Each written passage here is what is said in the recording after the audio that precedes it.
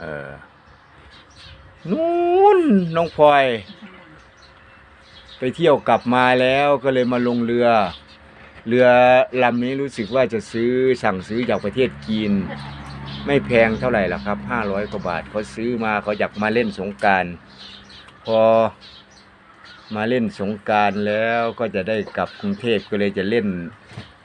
ให้หนำใจว่างั้นแล้วจะเปิดน้ำพุ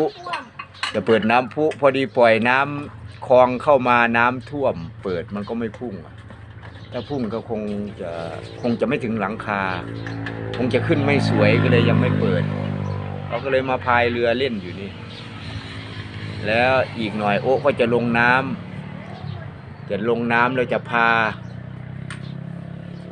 ารื้อคลองให้มันสะอาดหรือขอบเนี่ยฮะขอบอย่างเงี้ยขอบตรงนี้มันมีแต่หญ้าจะเอาเขียวมาเกี่ยวกับพวกสาหร่ายพวกแหนจะเอาขึ้น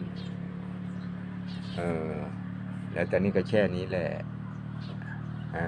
จ้าสวัสดีจ้าบ๊ายบายจ้ากด